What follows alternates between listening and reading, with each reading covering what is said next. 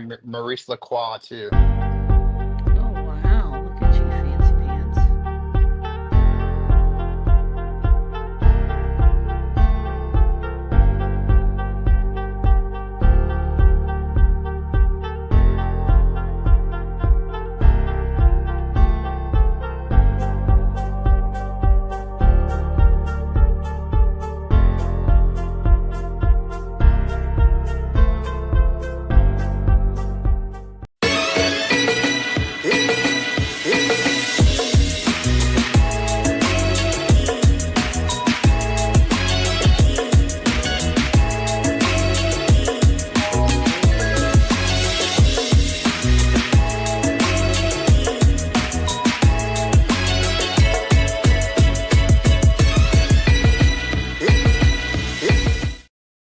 Well, hello, everybody. I hope everybody's doing great on this Tuesday.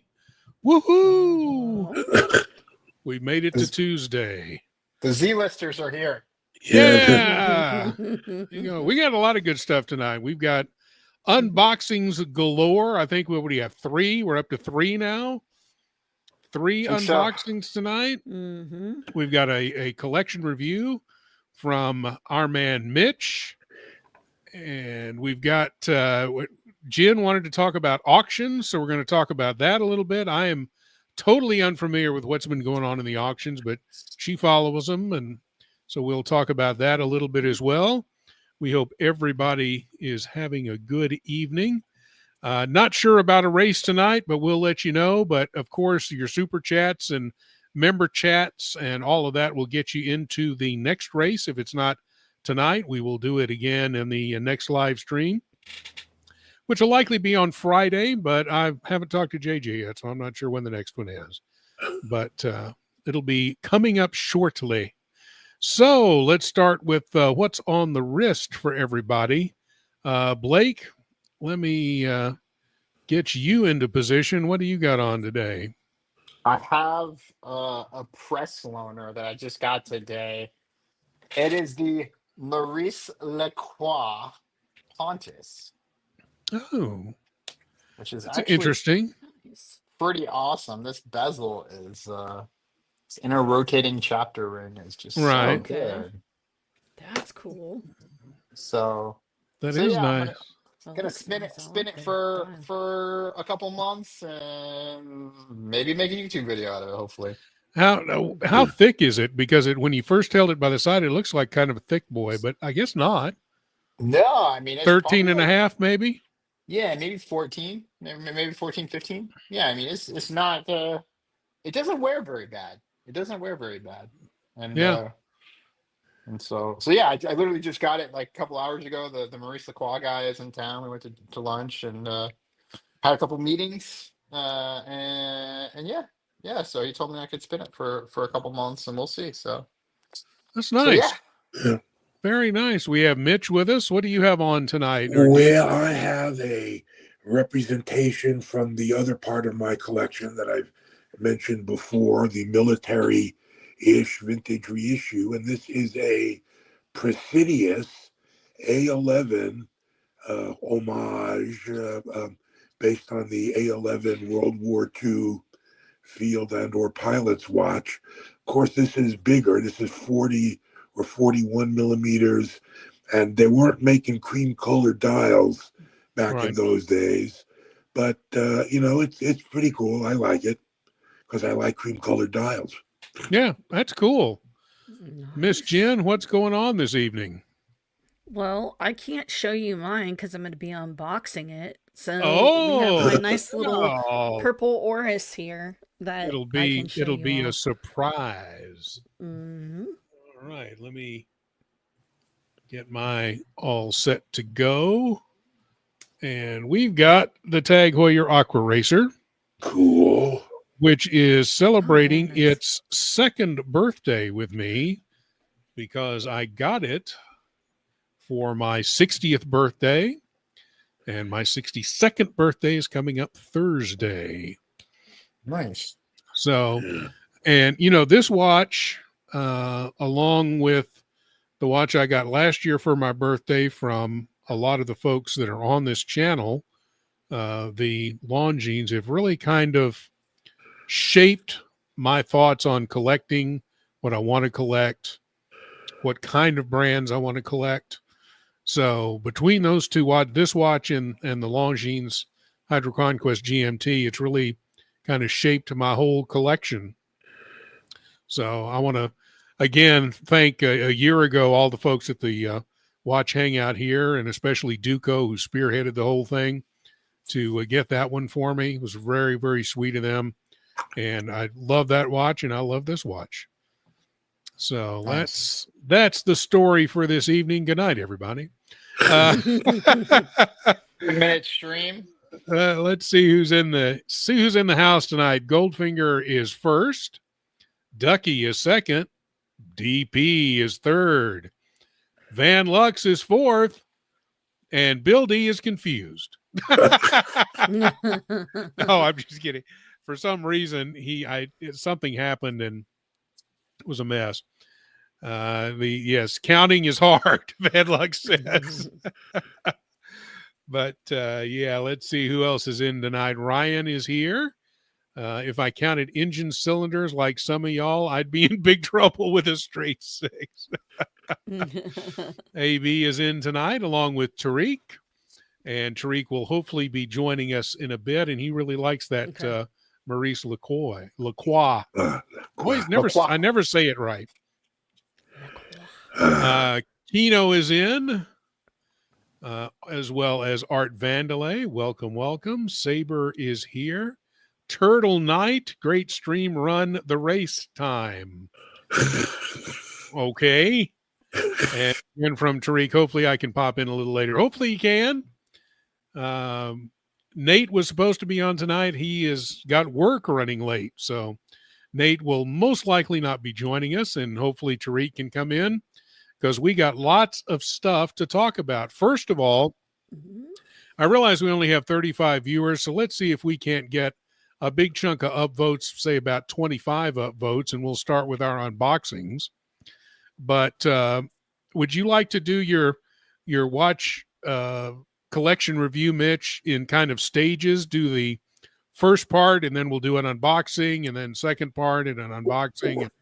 Whatever the throngs desire. The throngs.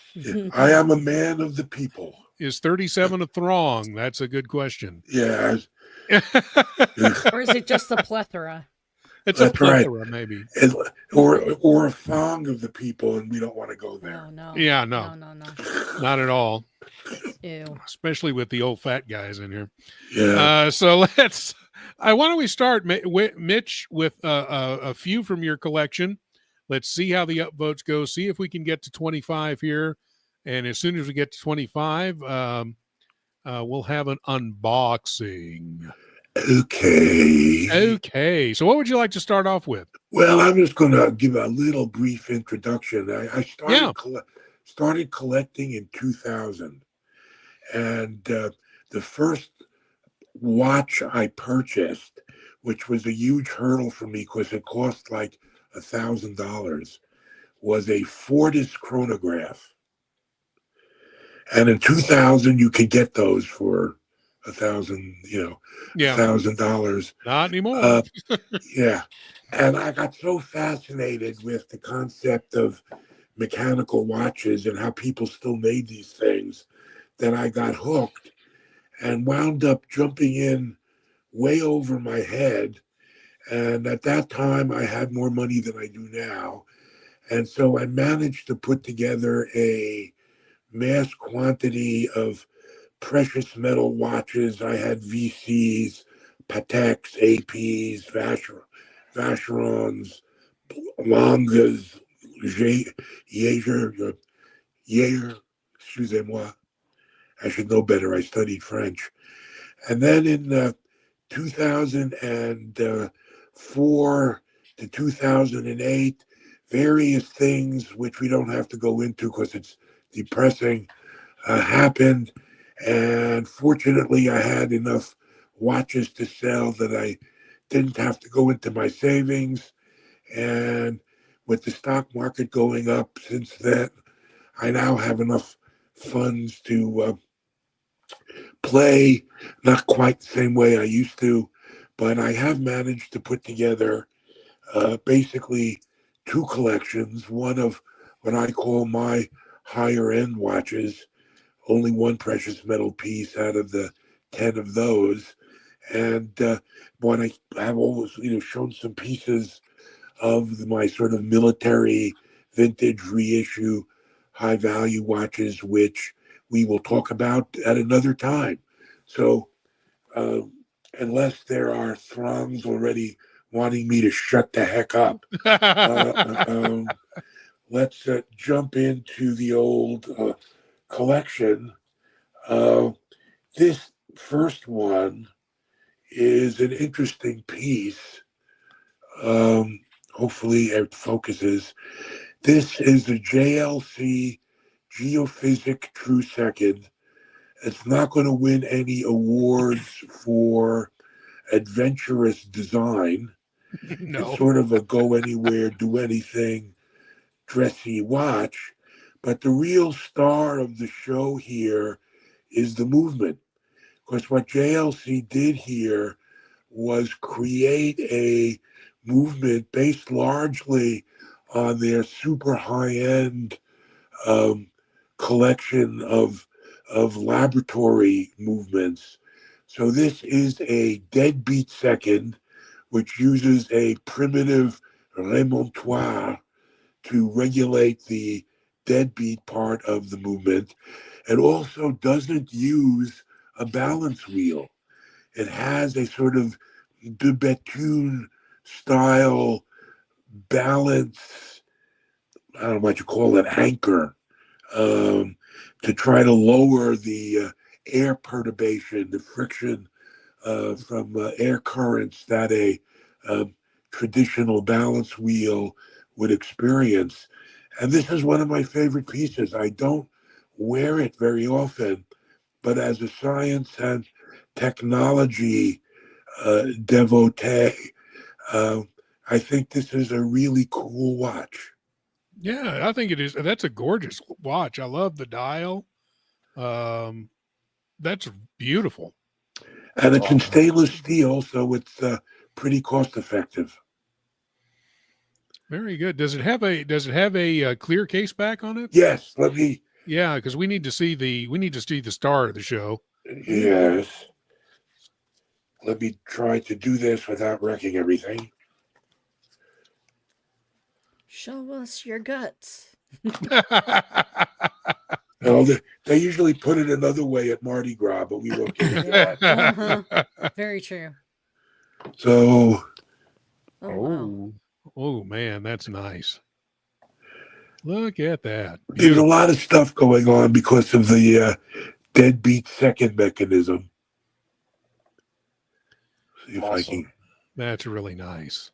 And I love their oscillating weights. Their logo is like perfect to make an oscillating weight out of. Yeah, and the balance, not quite a wheel, actually looks a bit like the JLC emblem. Oh, okay. That's gorgeous. In a certain sense. It's gorgeous. So, we have a super chat from Bill D, $2. I wonder how many Tag Heuers Robert owns. That would be 2. The Aqua Racer and the Monaco. And the only other one I might get sometime down the line in the future is the Gray Man, which is the silver dial Carrera date only. Not so that's the only other one I would consider getting. Yeah. I haven't I haven't done the that skipper. yet. The skipper has been cool, nice. super cool. I was at Tag Heuer yesterday because I'm trying to plan some Formula One events. Oh, nice. And so we have an event with Tag coming up next week, and I got to see a new tag that is about to come out. And it's a Monaco. It's a limited edition Monaco. And it is actually really fun and really cool. Nice.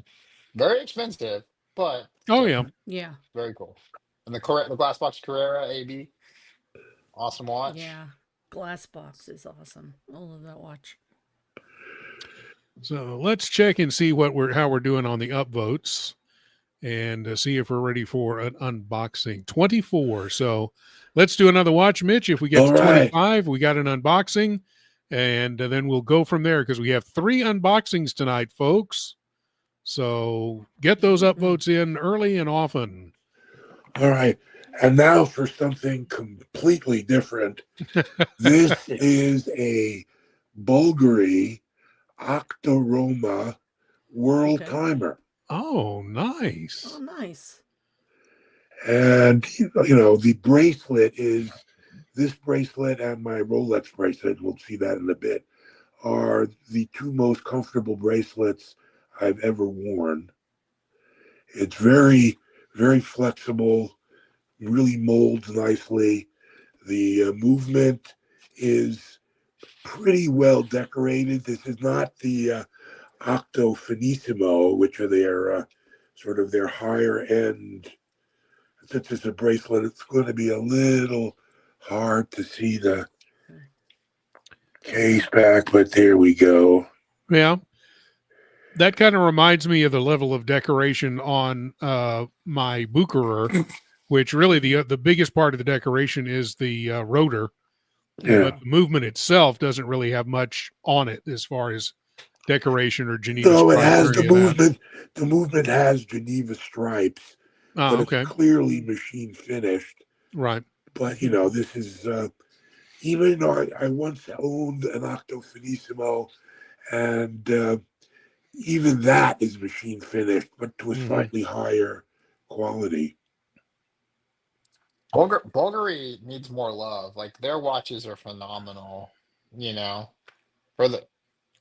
their aluminum little chronos, those things are cheap and relatively cheap, right? For an in-house brand chronograph, come on. So yeah, it's interesting because both Bulgari, Piaget, Chopard have not yet managed to overcome the jewelry watch slur, sobriquet, what have you, in the same way that Cartier has. Yeah. Yeah, and I don't really know why that is because, as far as watchmaking goes, Bulgari is every bit as good or probably better as far as the movement category than Cartier. They make beautiful pieces, yeah. Yeah. It's a problem. Even Mont Blanc, particularly since they bought Minerva many moons ago, can make some smashing pieces, particularly chronographs, based on the old Minerva movements. And they don't get any kind of love in the marketplace in terms of resale value for those that worry about such things. The Piaget the same way, Chopard and Bulgari the same way. The interesting thing, to me at least, but I'm weird, is that both Cartier and Piaget are Richemont, and yet they're treated completely differently. Yeah. Yeah. $5 super chat from Tariq, starting off with a bang. Looking forward to seeing the rest, Mitch. So are we. Oh, and we did have a question. Von Krull joined us late and wondered what was on your wrist right now. So we'll let you show that again. Okay. This is a World War II vintage homage by Presidius, the micro brand. This is based on the A11 Army Field Watch, although it's bigger, and I'm sure that in World War II they weren't decking out their soldiers with cream-colored dials. But, it's got a Miyota or Seiko NH35, I forget. Seiko, yeah. Automatic movement in it, and I like it. And I know it's a $300 to $500 watch. It doesn't have a date on it, right? No date. So it's probably an NH38. That's the Seiko movement without the date. But it does have a phantom date position, so it could be. Oh, so it is a 35 then. Yeah, that's absolutely. Yeah. Yeah. Okay. Good. Very good. Blake, you were going to say? Yeah, when I went to the store that I was talking about, I'm not going to say publicly because one of my unboxings, right? Leads to that. We'll keep that. But they had an A15 in there. Yeah. And it was 65% off. And I was like, man, this is a tremendous value. It's like Yeah. $150. Yeah, I've got the Bulova A15. It's a nice watch. Oh yeah. I didn't get it for 150, but it's still a really good value, and it has some historical significance. Oh, totally. So you don't need to spend thousands and thousands of dollars to get a historically significant watch. Although we're crazy, and so many of us do spend that kind of money. Yep. But I'll slap my own wrist later. We are up to 28 upvotes. Who would like to go first for our unboxing? And then we'll get back to Mitch's third watch in his collection. Yeah. We've got unboxings from Blake and Jen. So who wants to go first? I know normally in a perfect world, ladies first, right? But in this case, it's actually a disadvantage. I know. I was gonna allow you to go first anyway, so I was gonna ask there you go. First. Well, let me switch everybody around here real quick. We'll get Blake up into the stardom position there, and there you go, my friend. Well, since Mitch spilled the beans already. No, he didn't. I just came from the outlet, and one of my friends in my watch club works at the outlet, and they're hiring like friends and family over the holiday to help for Black Friday. So I said, hey, I don't have anything going on for Black Friday, and so I have to have one of their branded watches. So I got a Pepsi. That is so nice. It is. With the I was showing, so the bezel's fully loomed, and for the punters who care, the collar is the true GMT. Yeah, that uses the Miyota 9000 true GMT movement. Same one, by the way, that's in the Jack Mason that we showed a few weeks ago, the Hydra Timer. Oh man, that looms great. Yeah. Look at that. Wow. And I think this is a tremendous value. I think I paid like $350 or $360, and it retailed for like, I paid $470. $470. I had a gift card. There you go. And yeah, it retailed for $1,250. Yeah. So, and it's a great little travel watch, I think. It's got a sapphire bezel. It's beautiful. It's beautiful. Yeah, beautiful let me see the case shape too. That's going to fit pretty much any size wrist, because that's a very similar case shape to, say, a Seiko Turtle, right? Yeah. Which has a very small, compared to this case size across, the lug to lug is very small on that watch. So that would fit anywhere probably 6.5 on up. Well, I am just under 7 inches, and this is the way it wears. Yeah, see that short lug to lug, there's no overhang. It's perfect fit for even someone with a relatively smaller wrist. Something I thought, the bracelet is solid, and then you've got your diver's extension. This is pretty solid, I think. Yeah, very nice. Nice. So yeah, I literally just got it like 45 minutes ago, and so yeah. We've got a member chat from Ducky. I was offered the Longa 1 limited edition RG blue dial from the boutique. Thoughts on it, and whether it is, say, a yes or a no, or an up or down? It's hard to give a thumbs down for a Longa. Yeah. No. It depends on if you're looking at resale value. Longa's fallen really hard, so there's a lot of people out there that want to buy watches and know they're kind of diverting their money instead of just like spending it, So if you can get out of it in a couple years, if that's what you want to do, Longas are falling pretty hard on the secondary market right now. So, obviously, people care about that, right? Mhm. So something to consider, you know. Yeah, the other thing is if you like the combination of rose gold and blue, and that's just a matter of personal taste, obviously. Yeah, it's going to take me forever to find this watch. This is a Trying true to find it. unboxing. I'm ripping my stickers off. Uh-oh. Uh-oh. Blake, did you see the Bulova Oceanographer GMT at the That's what this shop? is. Yeah, there's one that's got a gray dial. They had the gray, they had the white, and then they had the root beer. Yeah, the gray one is great. I mean, And I don't think that one's 65%. I got that at the outlet, 65% Yeah. off. I don't think that one's 65% off. Well, darn.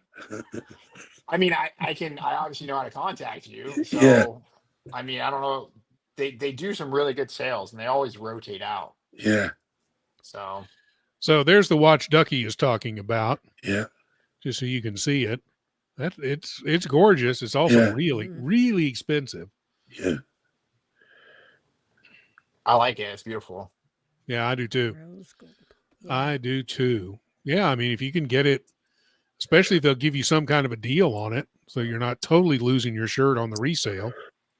Mhm. I'm sure you're not going to get a good deal on it. Probably not, no.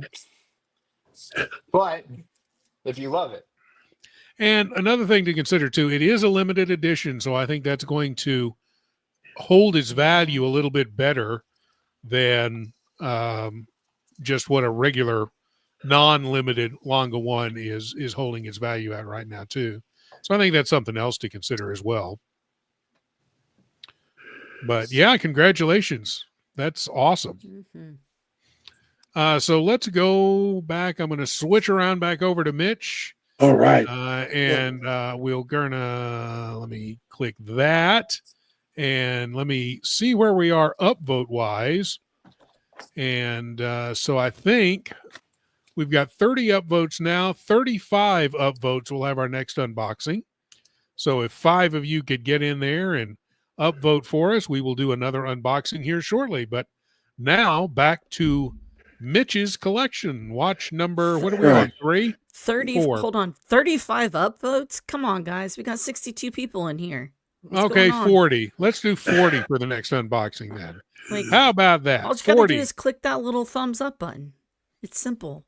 Even Mike the Snake can tell you that. That's right. And we'll have him tell you that right after this watch from Mitch. I feel like I'm the Tootler at an old Catskill resort. The opening act. No, you're prime time right. today because you're our whole show. This is a little intermezzo since I just unboxed it like last week. Oh, this I love that Zenith. For those that missed it, the Zenith Yoshida limited edition with the very nice light blue dial. Yeah. Somewhat reminiscent to various Rolex models with the similarly light blue dial. This one has the 1/10 of a second chrono, so when you hit the start, it whizzes around like crazy. You probably can't see it, but nope, I can see it. Yeah, it basically covers the expanse in 10 seconds. I love that watch. And you know, the movement is basically your basic El Primero industrial finish. It's not finished as well as the other watches that I've shown so far today, but better than a sort of bottom of the barrel Zenith. No, it's a cool looking movement, man. It doesn't matter what the finishing is. It's still cool. Those chronograph movements are awesome. Yeah, I like how they kind of like opened it up, and there's so much complexity there. Like if you look at a Speedmaster, right? Yeah. Like there's not a lot of finishing in the Speedies, the whatever caliber you're referencing to, but there's a lot of complexity there, and that kind of makes it a little bit more mesmerizing than some of the finishing. You know. Yeah, well, that's one of the things I love about chronographs, particularly manual chronographs, is that you get to see the the column wheeling, and the levering, and and in the case of the side clutch, you get to see the gears engaging. Yep. So it's a veritable sort of. It looks like the old when I was a kid. Rube Goldberg was popular. And these crazy, wacky, machine-like sculptures that had things whizzing in 86 different directions, and at the end, a clown would pop up out of a hurdy-gurdy or something. But you have to be my vintage to understand that. But how do you like the bracelet on it? It's a nicer bracelet than on most Zeniths. Yeah. Yeah, it's the it's not up to the level of comfort as the Rolex or Bulgari, but it's about the same price as the Bulgari, but not the same price as the Rolex. I have the full disclosure. I have the white dial, and I bought an Easy Link from a company called Steel Reef. Yep. They have a little Easy Link system for it, and God, that opened a lot of doors. And I kind of went back to Zenith and said, like, hey, like, what's going on with this, this bracelet? Because a lot of people hate on it, and apparently they're working on something that will be retrofitted, so you can go back and buy it and put it on all the Chronomaster Sports and others, because it's pretty hard to escape Rolex's patents, because they have tons of patents on their bracelets. So it's coming, and I'm excited for it. Cool. And I love that watch. Yeah, the interesting thing about Zenith is, and you could say this at least in part about Rolex as well, is that it's basically the same movement for the last 60 years. Yeah. 55 years, whatever. Yeah, they started using like silicium and things like that. Yeah. Silicon but yeah, I mean, essentially, yeah, you're right. I mean, it's a beautiful brand. I love Zenith. Ari, where you at? Come on, back me up. No, I like Zenith too. I mean, I think if you're a chronograph nut, you almost owe it to yourself to have at least one Zenith in your collection. 1,000%. And we will come back to Mitch and everybody else. But of course, we want to have your upvotes so we can have Jen G do her unboxing. And here to remind you. Hey, everybody. It's time to upvote. Woo! Look, I can even do it. Watch. There. It was that easy. All I needed to do is to upvote. That's all you need to do. It doesn't even take a wiggle of your finger or even just a wiggle of one of my teeth here to upvote. Just do it. There you go. We've got a member chat from P Cars, member for 19 months. Howdy, folks. Great stream. Upvotes. Thank you, sir. We appreciate that. Thank you. We do appreciate that. And let's see how we're doing here real quick. But I want to do another watch from Mitch first anyway. But we're at 39. So one more upvote and we can have our next unboxing from the Timepiece Tempters. But what is next on the hit parade here for you? Speaking of dated references, what's next on the hit parade, Mitch? American Bandstand with Dick There you Clark. go. This is something I've shown before, but not for a while. This is, believe it or not, an IWC Big Pilot Le Petit Prince special limited edition mono pusher chronograph. And for the life of me, I have never seen another mono pusher from IWC. Blake, you're kind of an IWC expert. Do they even do those anymore? I'm actually not sure. I'm not sure. I mean, I will fully support what Mitch is saying. I haven't seen one recently. I mean, now they're focusing on their double chronograph and things like that. But the mono pusher, I haven't seen anything like that recently. No, I mean, once I saw it, I had to buy it because like I said, I used to follow IWC pretty darn closely back in the day, and I had never seen a mono pusher of any type from them. It's an amazing watch. Yeah, that's very That's impressive. a gorgeous watch, though, man. I love And this. let's see if we can get a somewhat of a movement shot. Oh yeah, amazing. I like how they really like open up their case backs, and like, I mean, you just see the whole shebang in there, you know. Yeah, and it certainly helps that it's a manual wind. Yeah, that's gorgeous. Love it. And turn it around again, because I really love that. I love that dial, man, and the markers. Yeah, the fantastic. Are awesome. Yeah, they're fantastic. Applied markers. Does it have loom on just the cardinals, or does it have loom on the markers? It has loom on all of them. Okay, because that's something that I hate about some of my other pilots' watches. Like, they've got these beautiful like markers that look like they're gonna glow amazingly, and then you pop it like just the 12, 3, 6, and 9. I'm like, come on, Yeah, well, they'll do almost anything to save a quarter of a cent or something. Probably. Yeah. We have a $5 super chat from REG, the Zenith expert, willing to unbox my fridge water filter for super chats. Send money now. Trap is with us. Good evening, Trap. Glad to see you here as well. We have a $2 super chat from Ryan Hofrey. Don't understand why people can't put out on. Okay. Oh. There you go. Let's see where we are right now. We are at, come on, reload, 43. Yay. Woo. Let's get Jen over into position so we can put her full screen. And we will say that we have another unboxing after Jen's. So let's get 60. Can we do 60? Yep. It comes in 2 boxes, so technically 4. Wow. I'll give you 2 for the price of 1, though. So. We might go at 50, but let's try to get 60. I think we can do that. We've got 67 watching. We should have 67 upvotes. Oh, Jen, the box is coming into place. Look at that. In the box. What's in the box? What's in the box? See, there we go.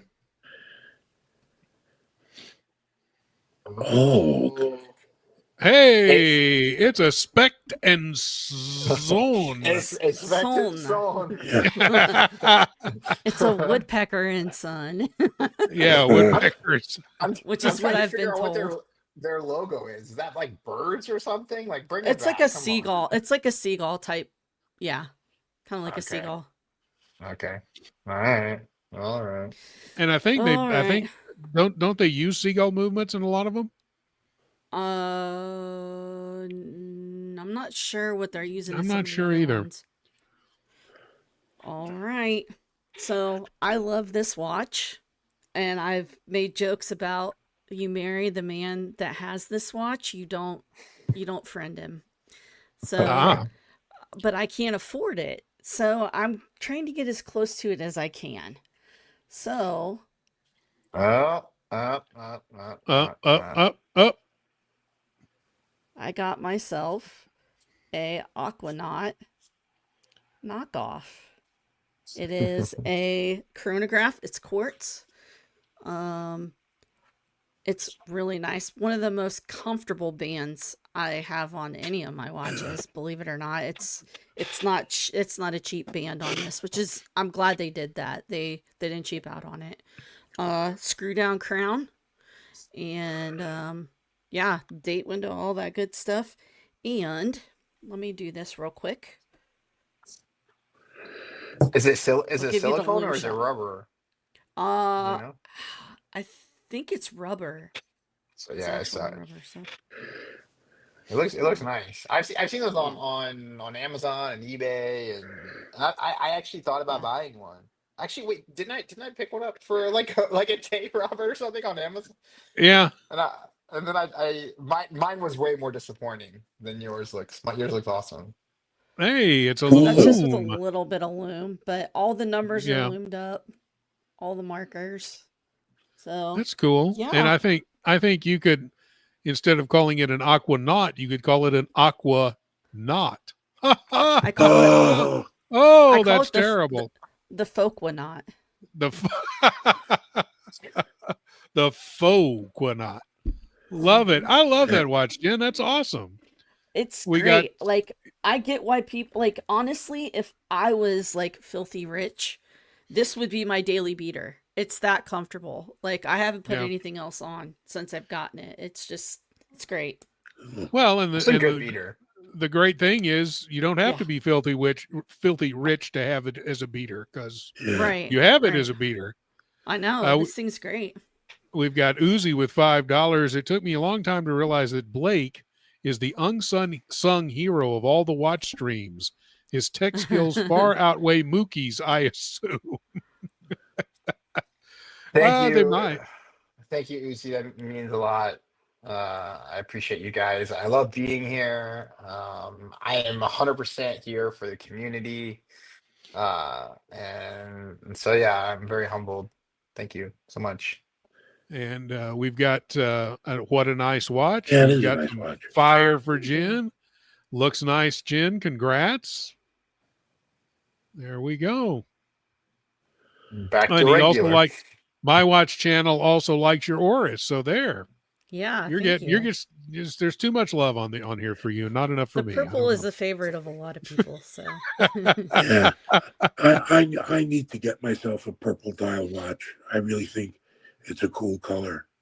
hmm Yeah, I Wow. don't have one either. Well, there's been this huge, I mean, over the last 5 to 7 years, the color dials have become like the accepted cool thing.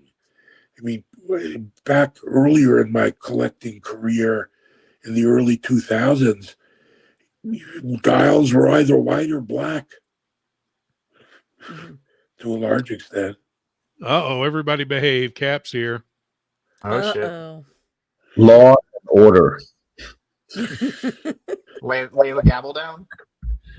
So have a gavel. DP, I don't see a super chat from Space G. I'm looking, but I don't see one. Oh, yeah. I love that. Space G, IWC. I love What the size is it? IWC. What size is it? Oh, Yeah. where is that? Six- It's just 638. above Uzi's. Yeah. Yep. There's Sorry. Ari, Thank you for keeping us in check. Ryan. We're the. That's what I'm here Oh, for, man. Duh, Space there it is. G95. I'm bailing Space G95 out. Read that super chat ASAP. Sorry, Let's do it, sorry Robert. about that. $2. I'm an idiot. Forgive No, me. stop it. Love that IWC. What size is it? What size is it? It's 43 or 44. Really? For a mono pusher, like Yeah. usually those things are like 46s. I mean, IWC loves 46 millimeter for some Well, reason. maybe Like, I would have to check it. Maybe I'm just shrinking it in my mind. do you have the reference number? Because now I'm curious. Not offhand. It might be on the case back. Yeah, well, So,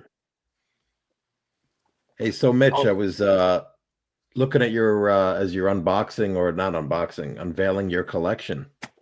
Very got it impressive, here. man. You have a lot of interesting pieces. yeah. I got it here, Mitch. Don't worry about it.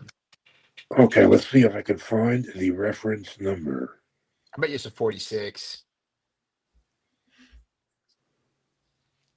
Yeah, no, it's okay. It's a 5009. I got it. Don't worry, buddy. Yeah. 46 millimeter. 46. Wow. But it doesn't wear like a 46. I got to tell you, Yeah. that crown looks 46 millimeter, Mitch. Yeah. That thing is gigundo, man. That is gigantic. There's an advantage to being 6'3" in all directions. Wow, you're a tall dude, 6'3". Yeah. Holy crap. I got to remember that 6'3" in all directions. That's kind of what I am, except I'm 5'10". So You're like Charles Barkley, the round mound of rebound. yeah, Yeah, except I was blessed with a 1-inch vertical leap. So That kept you out of the NBA, I guess, huh? Yeah, kept me. I lost my. I grew fairly early, and so at one point I was the neighborhood basketball ace until everyone caught up who had more than a 1-inch vertical leap, and then I was relegated to the bench. So And I've been scarred ever since. you're not relegated to the bench here, sir. We're going to get There you you back go. in the prime position to continue your collection review, sir. Okay. This next piece is interesting and it has a story. Let me unhook it from its carrier. This is a Satori Biard custom Oh, wow. watch. Nice. Yeah. Now, the story is I had this designed to be in the colors of my undergraduate alma mater, Columbia University in the city of New York. And as we all know, recent events have besmirched the reputation of Columbia, and I myself have been so disgusted with it that I can no longer wear this watch in good conscience. But the problem is, it's hard to sell a piece unique, that doesn't have any particular significance to anyone else at anywhere near the price that I paid for this. So I decided to go out on a limb, and I contacted Armand Biard in Paris, and I explained the situation, and he said, "Don't worry, I will design a new dial for this watch at his cost." Wow. Nice. And so this is awesome. about to go back to Paris for a brand new dial that doesn't look like Columbia University. I like So you want- the numerals around the outside. I like how they did that. Yeah, well, that's all, Luma Bright blocks. Right. Yeah, So it's flip it Yeah. around there. Okay, now- there. The one complaint I have with this, and I've talked to Armand about this and his director of operations, Maor, is that this is basically a Le Joux G100 movement with the rotor replaced by a sort of glass disc with a peripheral blue rotating element. Mm-hmm. So it's not a peripheral rotor a la Carl Bucherer, Right. but it is peripheral-ish. Yeah. No, I get what you're saying. Yeah. Yeah. The problem is that when he started making these watches, the Le Joux was G100 was a pretty big deal off the shelf movement. Now you've got like Jack Mason is using it in an $1,100 watch. Mm-hmm. The same exact movement.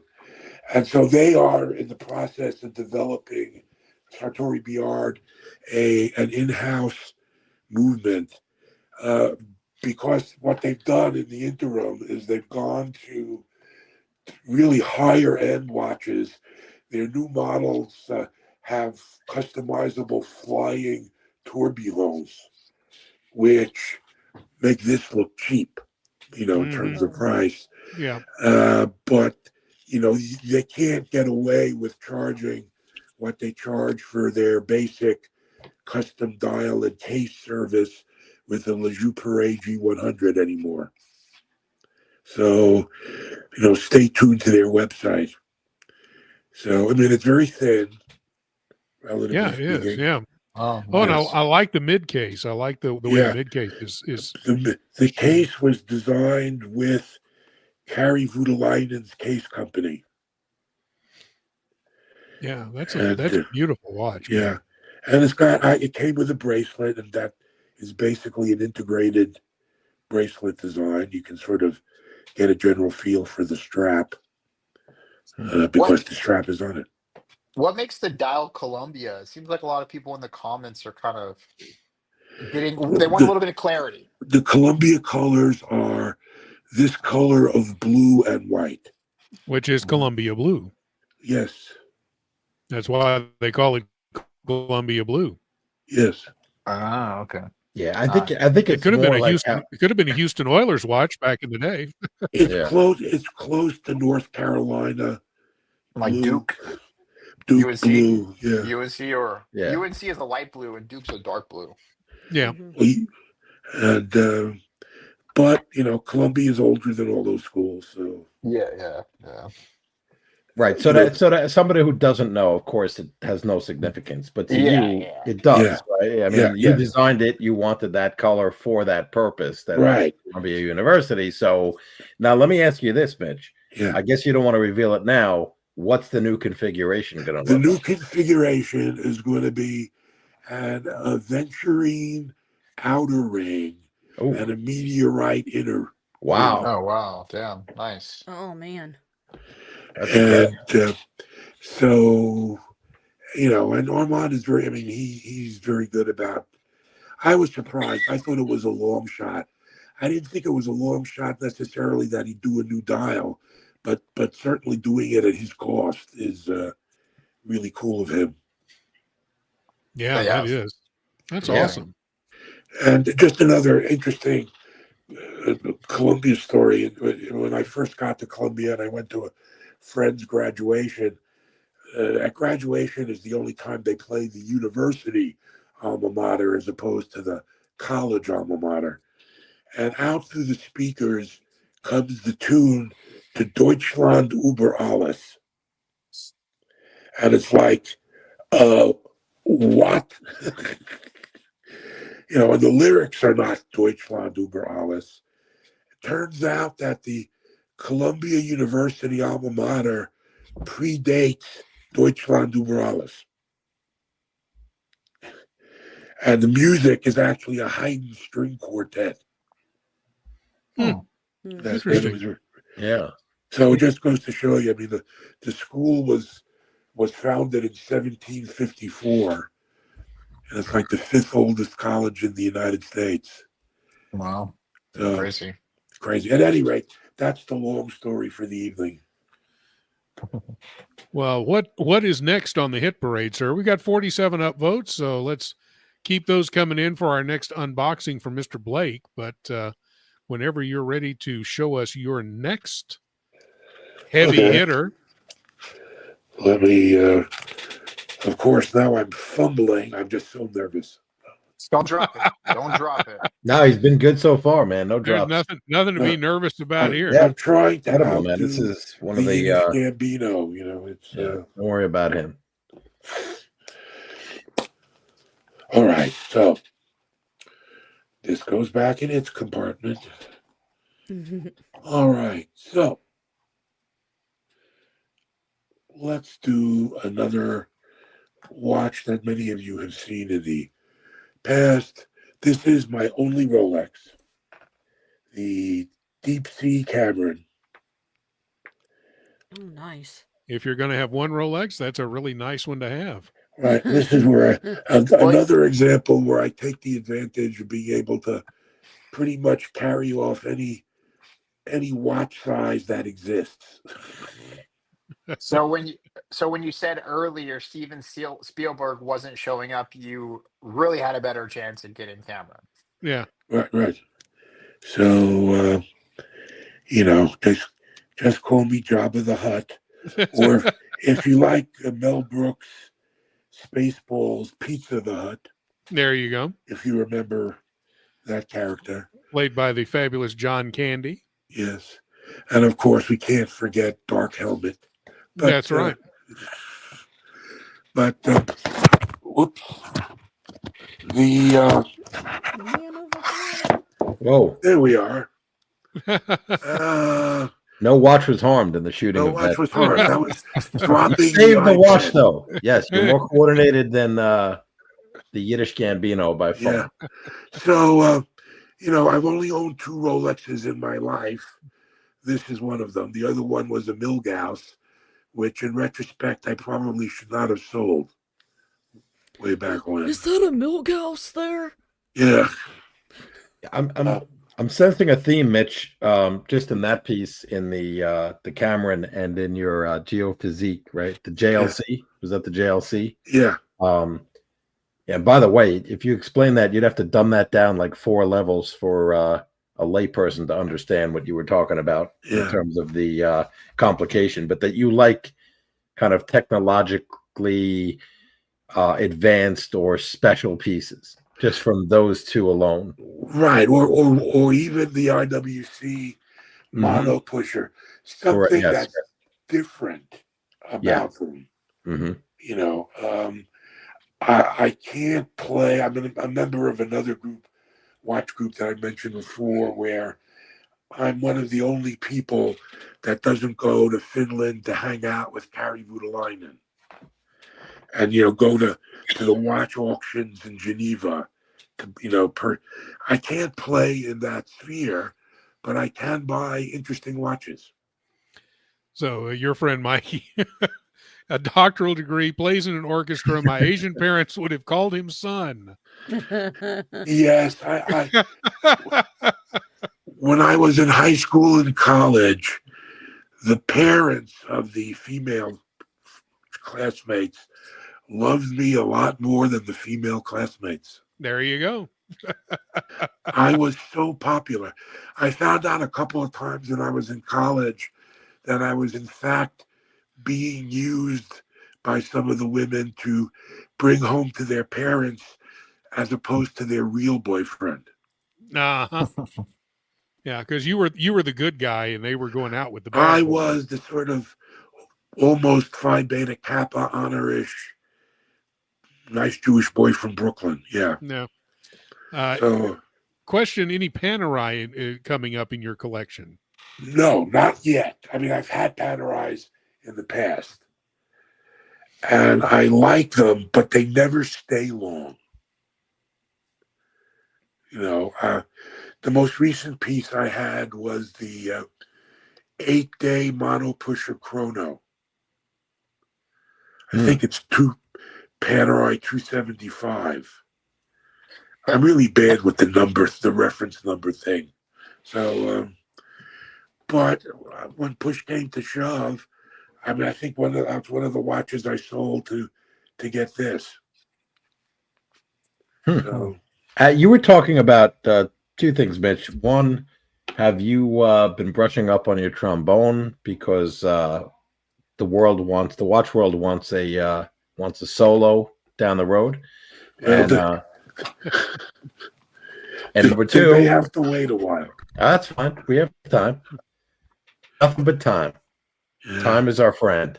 So, and the other one is with respect to, you mentioned Mont Blanc earlier. Yeah. And so I don't know if you're aware, but Marco Ferrante. Yeah. So he has that Mont Blanc, the mono pusher chronograph. Yeah, the Minerva. The Minerva movement with the Minerva movement. Yeah. Because you mentioned that earlier. Yeah. Something about Mont Blanc. Yeah, you don't buy that watch if you're interested at all in resale. I haven't not anywhere near as driven by resale, clearly based on this collection, as other folks. But I've gotten around it by basically all of these watches that I'm showing this evening, with the exception of what I'm wearing, my sort of inexpensive vintagey reissue stuff. All of the high-end stuff has been purchased pre-owned, which helps mitigate the resale issues. Yeah. I buy pretty much everything pre-owned if I can. Right. Yeah. If I can get a good deal. I mean, there's just so much value to be had on the used marketplace. Yeah. I have to.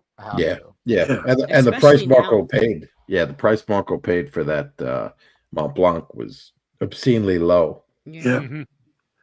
Yeah, but that's what happens to them when they go on the secondary. Yeah. Well, and finding a Minerva is hard enough to begin with, let alone finding one at a decent price. Well, it's a Mont Blanc branded watch, but Mont Right. Blanc purchased Minerva 15 Yeah. years ago ish Yeah.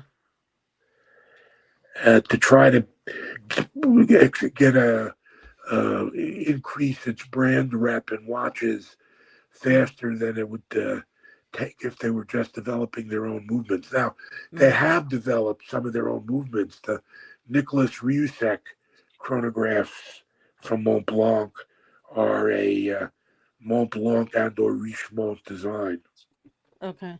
as opposed to a Minerva design. So what's next on the hit parade, sir?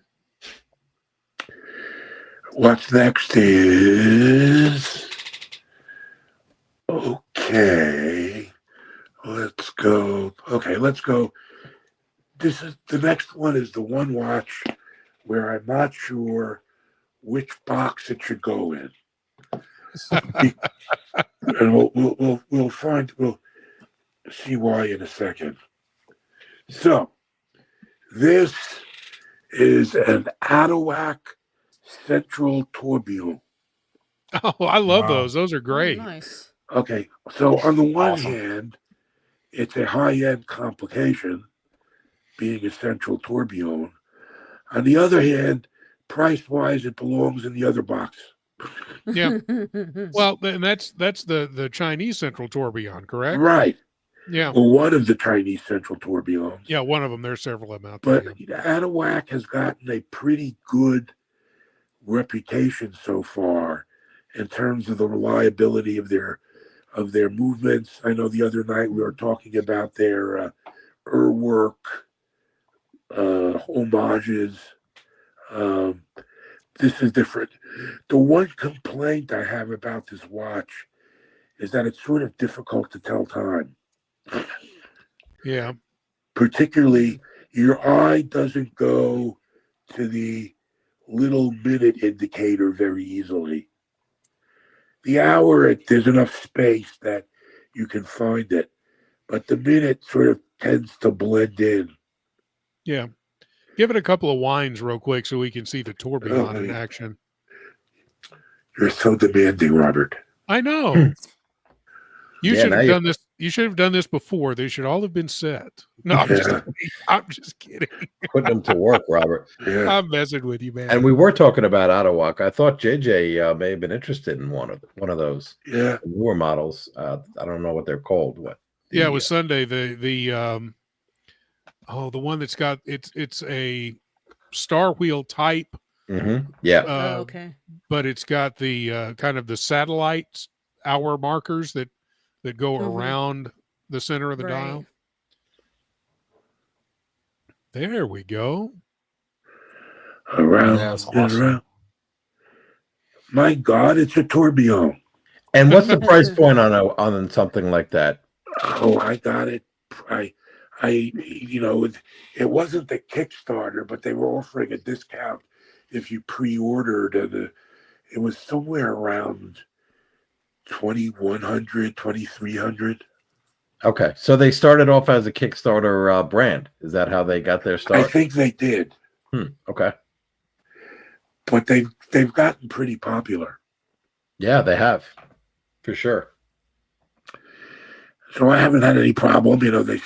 They shipped when they said they were going to ship. The watch works. It seems solidly put together.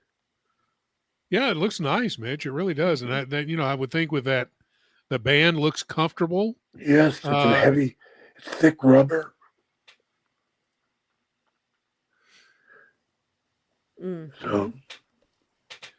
So Space G brings up that one of his dream watches is the Aragon Dive Master Central Tourbillon, and it uses that same tourbillon movement that's in the Attak. It could. That I have not studied up on, unfortunately. I believe it does. Somebody will correct me if I'm wrong, but I think it is the same Chinese-made Central Tourbillon that's in that, or at least it's similar. Yeah, then you have this other brand, Ageloser, which is a Chinese brand that makes very interesting movements, and watches are like sub $1,000 or just right around that price point. Yeah, and they make a central tourbillon as well. Yeah. Yeah. You know, I mean, we talked a little bit about this recently, but, you know, at what point is it become harder to decide to buy a Swiss watch because of improvements in finishing and technology from China and reliability? Yeah. You Well, some know, people are coming out and saying, "Oh, all the watches are made in China anyways." So well, a lot of, from what I understand, many of the parts are. yeah, I mean, Yeah, you look at every like modern luxury product, yeah, like I mean, even like Audi. I mean, some of the parts are coming from China or yeah, Taiwan, or I mean, like that doesn't indicate like that it's a shitty product because it comes from China Right. or they source yeah, parts from China or whatever, right? Yeah. That's just the So, xenophobia from a long yeah, I time think ago that's it. speaking. Yeah. You know, and, Yeah. and yeah, before they weren't like they weren't putting together the quality stuff that they are now. Like when they Well, started yeah, out, they had growing pains, you know, like any other watch companies would have, you yeah, know. when, well, now, like you know, when back in the day, stuff used to be made in China and they would never brand it. They would never put "Made in China" on it. Right. Like now, Right. you Yep. see them stamping "Made in China" on shit because they're proud. You Right. know. yeah. Um. It's the same Well, with, and So Japan. When I was a kid back yeah. in the 19th century, if something was made in Japan, my parents wouldn't go near it. Oh, it's Yeah. going to be junk. It's going to fall apart. Then if a relative handful of years later, people were dying, to have cars that were made in Japan. Yeah. Yeah. Yeah. So it goes around and around. Yeah. oh yeah, full circle, Yeah. full circle.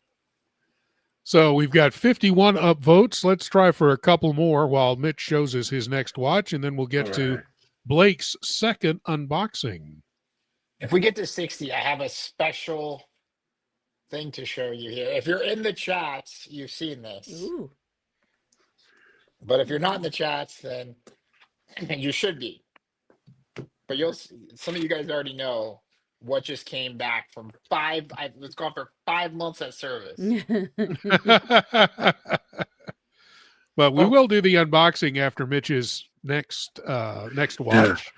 Well, we'll wind down briefly with a watch we've just saw because it was unboxed.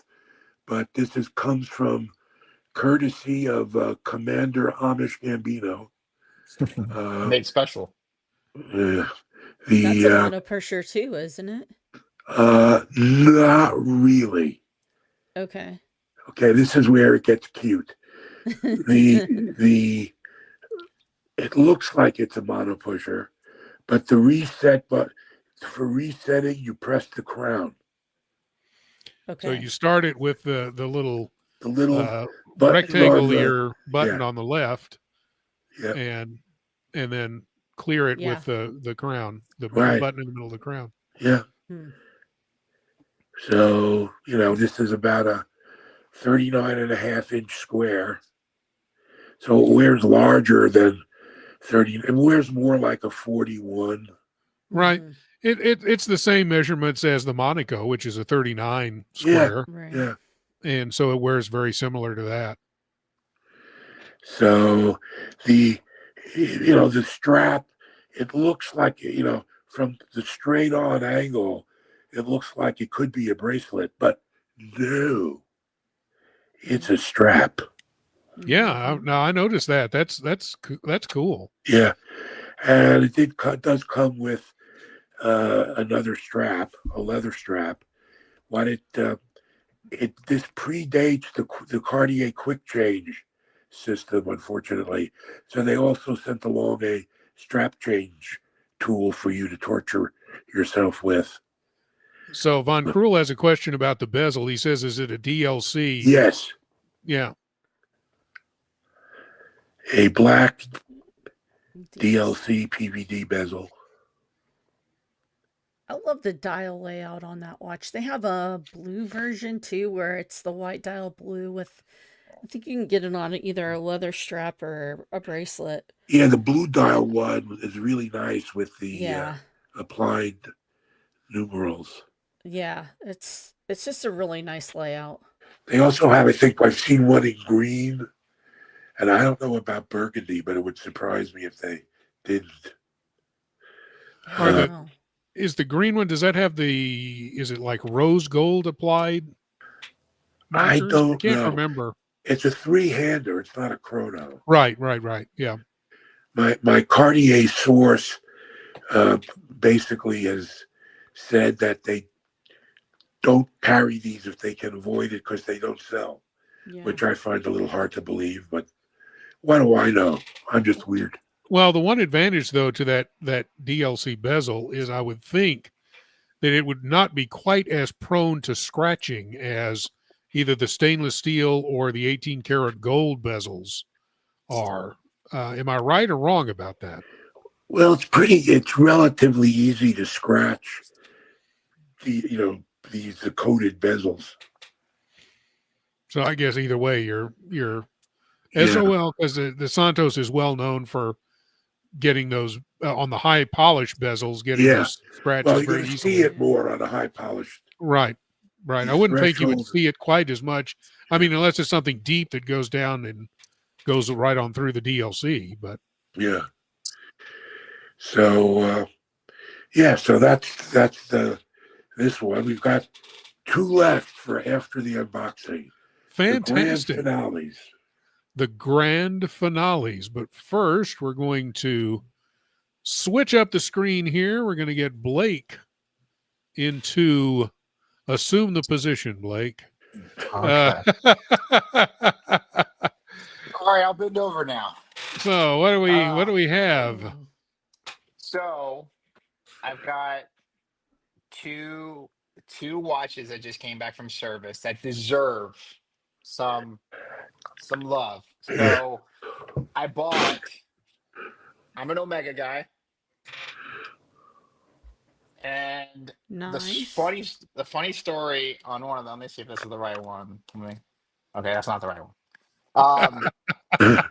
The funny story is I went to a watch show, and it's an antique watch show, and they do it every year in Vegas. I stumbled across this watch, and I immediately fell in love with it. And then as I started doing research, I immediately bought it. And then I went back and started doing research. I was like, whoever took this and serviced it, totally botched it. So with me and my OCD, I sent it back to Omega. And I did a social experiment at the same time. So I sent one back directly to Omega, right? Through an Omega boutique. And then I sent the other one back through Bucherer. And they sent it back to Omega. So I wanted to see which one came back faster, right? So Omega won. So if you have an Omega corporate boutique, they prioritize service over any other dealers that send off watches to Omega. But I fell in love with this watch, and it was totally botched. So I'm just going to show you guys what it is now. And I didn't even know this watch existed as a huge Omega guy. The Seamaster Soccer chronograph. Yeah. Whoa. They're fairly rare. Yeah. And it's called the Soccer because you can see the chronograph hand has the 45-minute mark. So once it reaches the 3 on the 6 o'clock registry, it's a full soccer match. And then the 45 is the half and the 15. Cool. Yeah. And whoever did it had white hands. They didn't have the orange chronograph second hand, nothing, right? Okay. So I thought this was very interesting too, because when it came back, here's my parts. They took an entire bridge off and gave me back the bridge. And the mainspring, I see. And everything, yeah. There's my white hands. I mean, there's the mainspring. I mean, the acrylic crystal. I mean, everything came back. You could build another watch, Blake. Yeah. I probably could. From what I've heard, that's unseen. That's not uncommon for Omega. That's one thing that people really like about them is they will send every one of your parts back, screws, everything. No matter what you take out, they send it right back to you. And when it was at Omega, I wanted a bracelet for it, and so they found a bracelet. And then when it came back, you can see these lugs. They're straight, right? They're literally straight lugs. Like there's no curve. So they sent back the wrong end links, and now apparently it is impossible to get a new bracelet for this watch. So I am hunting eBay for this specific bracelet. And then I went on Etsy and ordered a cheap little aftermarket Omega Oh, buckle. yeah. Cool. so it's very appropriate, but this So you're looking deserves for a bracelet with the end links? Is that what you're looking for? correct. Okay. Now there are companies out there that make just the end link. Have you seen any that'll work with that? I tried Uncle straps. They have Okay. like one for some of the Mark IVs and stuff like that. Right. I was going back and forth with Ryan, which is the owner of Uncle, and I just sent that one back out. It didn't work. Okay. There hasn't been a lot of commotion about what will or won't work, but no, I mean, if you know some other websites, please send them to me. I'd be happy to Okay, yeah. to try. Question what from Ollie's gotta say. Ali. Did he say shocker? No, soccer, Ali. Soccer.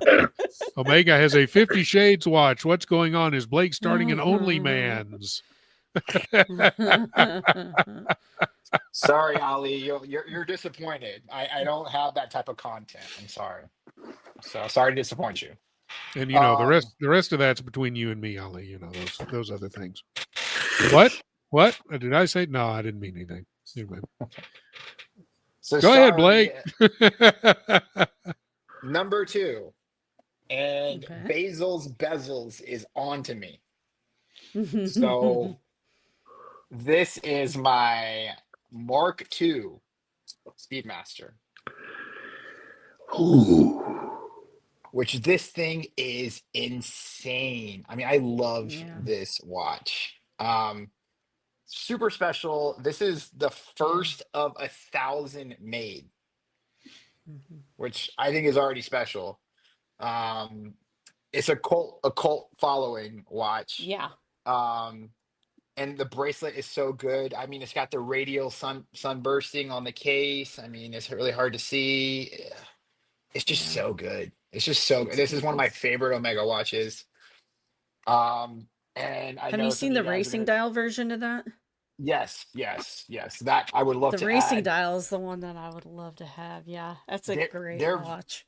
If you're looking for these things are going for like $2,000, online. Like you can find some of them for like $2,000, but just keep in mind, like it takes a long ass time. This was 5 months at Omega, right? And it was $1,200 to service this. Yeah. What's the year of that watch, Blake? What's that? What year is that? I think it's 1969. Okay. 1969. Yeah, I mean it looks holy modern. Crap, man! That's an awesome watch. That is really, I think, special, especially if you're an Omega collector. I don't see how you don't have one of those. Mm-hmm. Yeah. Omega sent back the tachymeter, which is also the acrylic crystal. And then some of you guys are going to murder me, but I did replace the dial. I have the original, so don't worry, guys. Yeah. And I mean, you can see. I mean, they replaced the hands, all the hands, the chronograph pushers. Huh. I mean, I got some of the, some of the other doohickeys here. Yeah. The pallet fork is right there. I mean, the crown. Some shit was in there broke. I don't know what this is, but it's bent up and shit. But so that's what came back with it. I've seen somebody do the graining on the case. There's a guy that does like Zeratsu polishing. He does all the fancy polishes, and to watch him do one of those is insane. Like all that he has to go through to get it to do that sunburst. But, this is something you have to see in person to appreciate. Yeah, it's insane. It's just beautiful. I mean, it's the most beautiful finishing technique I think there is for case. That's incredible. Wow. Yeah, And that you got is- all the other parts, right? And it's completely refurbished for $1,200. You said to get the new dial. $1,200. Yeah, $1,200 was the service. I Mhm. bought this watch on eBay for like $1,900. And a lot of people are Right. dumping them because they just, I don't know if they just don't want to service them or what, because they are becoming a pain in the ass to service. Um, Mm-hmm. but surprisingly, it's the caliber 861. So a lot of the parts are interchangeable from the 1861 and the 861, to my understanding. The entire base plate of the movement is I think it's like not I think it's like rhodium or something. If I'm not And mistaken. rhodium plated? It's an entire like rhodium Huh. base. Like I can show you a picture of it. Wait a But, minute. So that's the pre. All right, my so timeline is a little one. bit messed up. So Go there's a ahead. 321, Yep. 861, which is Right. this. Mm-hmm. 1861. And then 3861. Yeah, 3861 or no, I think it's 1863 or some shit like that. Something like that. I don't know. But yeah. So I this mean, was after, because I thought this might be the pre-moon watch or the case design before they modified the case. No, so this is after the original pre-moon. Mhm. So this came out in the late Right. 60s. And so obviously the story goes that Omega was using the Speedmaster in space. And then after it got flight certified, Omega said, "Here, let me make a real space watch for you." Hence the case, right? Exactly. To protect the movement from temperature variations and all that shit that happens in space, right? Yep. They released this, right? And then, Omega was like, or not Omega, NASA was like, well, it's just too much work to flight certify another one. We're just going to keep the original one. Okay. Hence this watch being born, right? Mm-hmm. And then after they designed this, from my understanding, the Tonu cases just started taking off, like into the mid 70s. Yeah, because that's the Tono case is very 70s. It's a very associated with 70s watches. Right. And so that's my understanding of this watch. So I mean, if you could find these for like $2,000, it's just such a unique watch. Unique watch. Question from my watch channel. Super cool, Speedy. Question. Are those boxes Omega service boxes that they return the watches in? Yes. If you send your watch to Omega and get a service at Omega, you will have one of these as well. Those are very nice. And like I said, they'll send all the parts in the bottom. I mean, some people are saying like, why? I'm glad. I can swap the dial back out if I want to. Now, So you're gonna want that, man. Any Yeah. collector is gonna want that if you ever move on from it. That's what I was talking to my friend Cameron Barr from Crafted Tailored, and we were going back and forth because I was going to send it to him, and then he was going to get it done. Because he keeps stuff really period correct and accurate. Yeah. But that's the reason why I sent it off to Omega, because I'm going to get a 2-year warranty. I'm going to pay pretty much the same to restore it. They don't release a lot of these parts. And they send you back all the parts. So if I want to just throw the tritium dial back on it, which I probably won't because the loom doesn't work. I want a functional, dial. But I have it. So That's very cool. Congratulations. Yeah. Beautiful. And so now, after we've got that out of the way, we finally have an unboxing. What's the code to your vault, Blake? I thought that was the unboxing. I don't know. No. This is a new watch. So, I went to wind up in San Francisco. And obviously I registered for press and did all that. And then a lot of the brands started reaching out to me. But the brand that I was most excited to see there was Serica. Nice. I like their stuff. And so they pulled me aside. They showed me some of the new stuff. This was before the MSL collection came out. And I said, hey, I want to get some watches for YouTube. Like, just send me something. I'll do a review. I'll do whatever, showcase the collection or showcase a watch or whatever. Anyways, so as I get home, they send me I order the field chronometer. Like they sent me one for press. And then I said, why don't you just send me a couple other watches? They're like, oh, look, they got 3 watches in their entire portfolio. So I was like, okay, send me all of them. And so they sent me their entire collection for like, I had them for like 5 months or so. I had them for a really long time. They never asked for them back. They just said, keep for as long as you want, yada, yada, yada. So anyways, when I sent them out, like I sent them back, I was having a really hard time like sending them out, right? Because I just fell in love. And this is a watch that's kept me up at night for a really long time. So I reached back out to Serica and I said, hey, I gotta buy one. So without further ado, so I've been hyping you guys up. The 5303. Beautiful. Yeah. Ooh, nice. Those are And the applied markers, huh? yeah.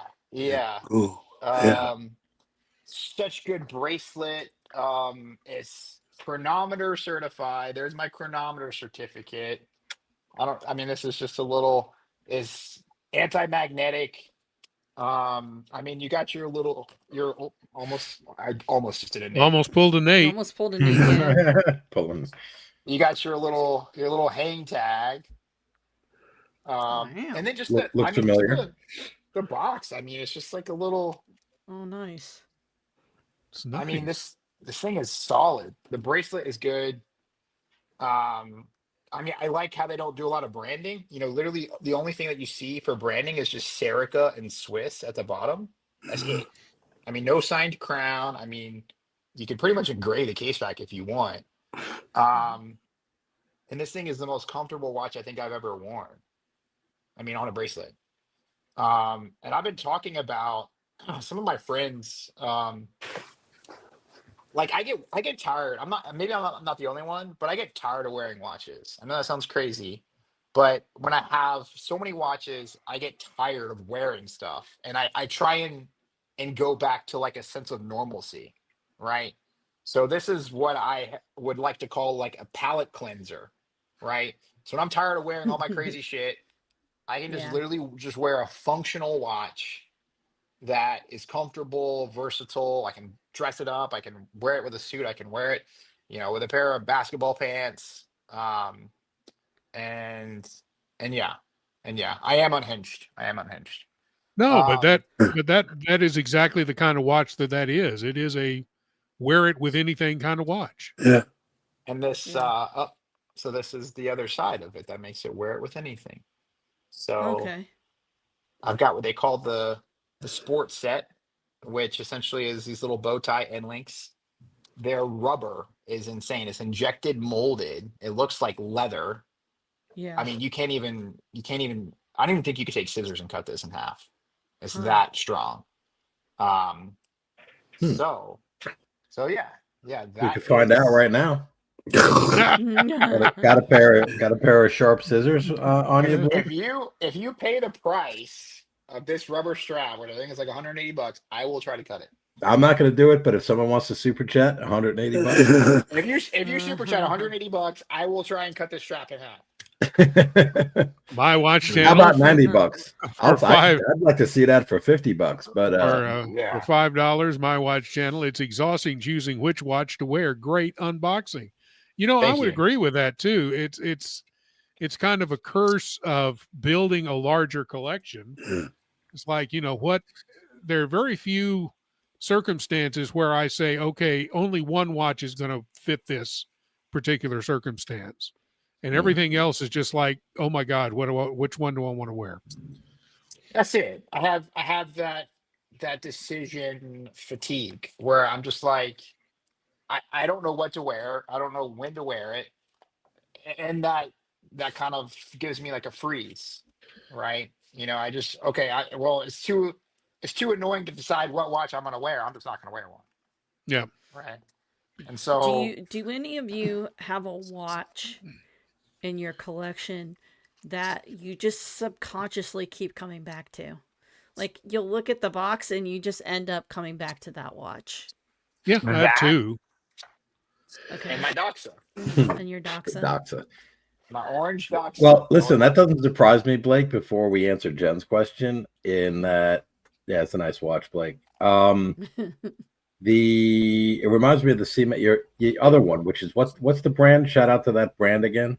Serica. Serica. That reminds me, and I know you like I do, the Omega Seamaster Heritage, the 300s Heritage, and that has kind of a similar look in terms of the the design. I think that's what I saw when I first saw it.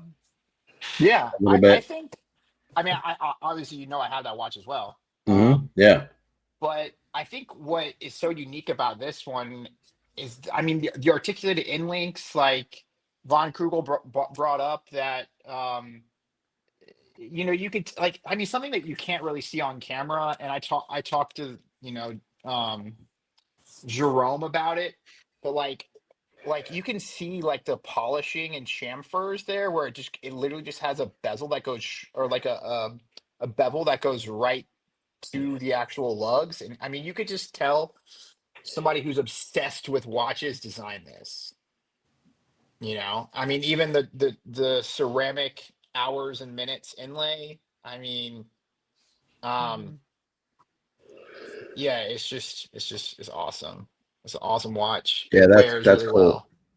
What's the water resistance on it? Because I assume it looks like diver-ish. 1,000. Okay. Feet.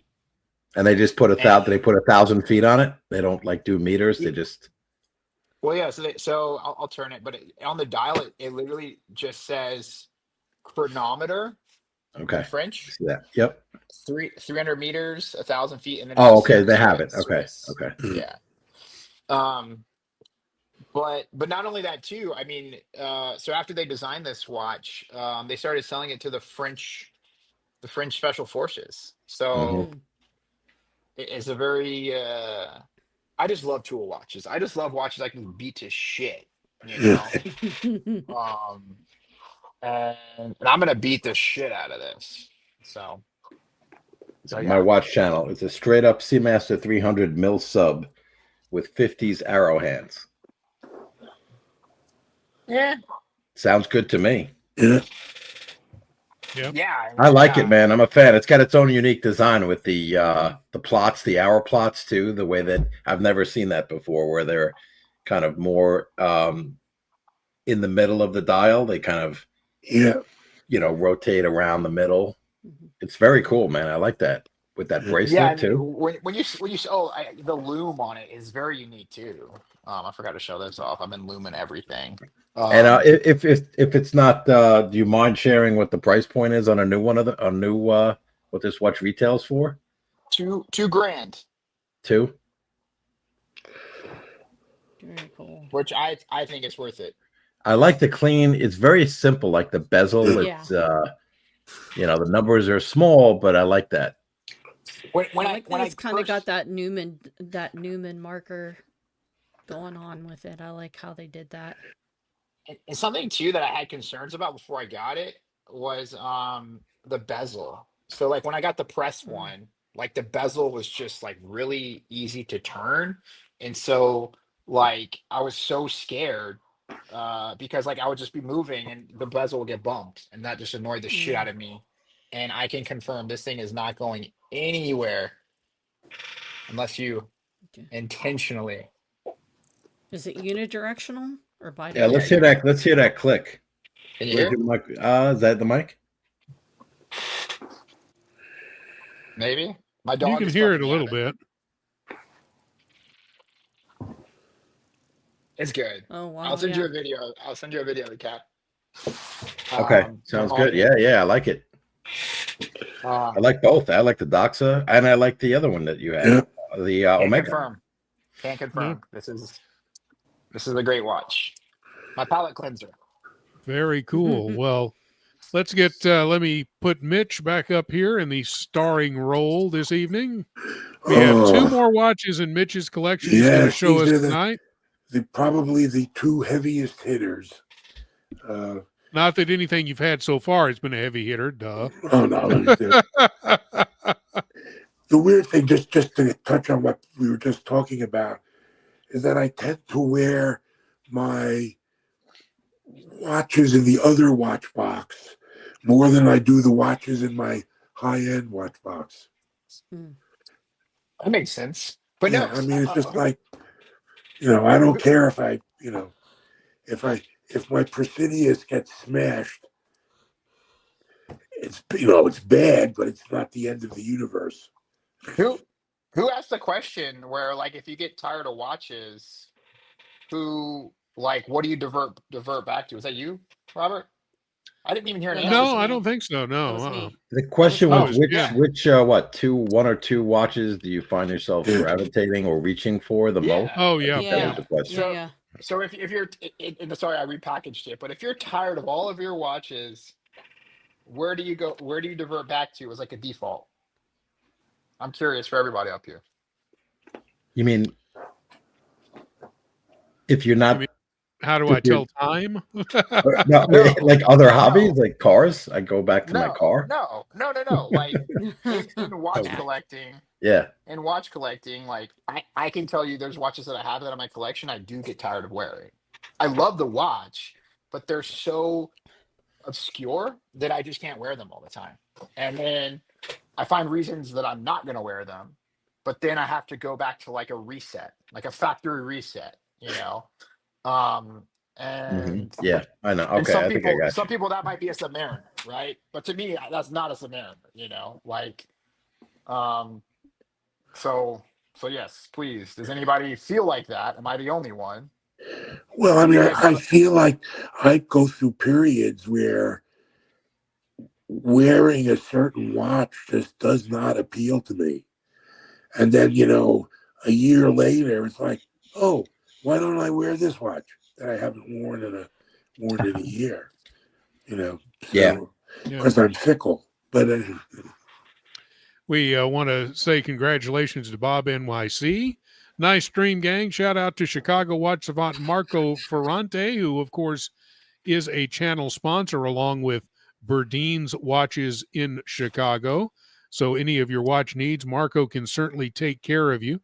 Said he worked out a mutually beneficial trade and purchase. Congratulations, Bob. Come on Sunday night and unbox it, man.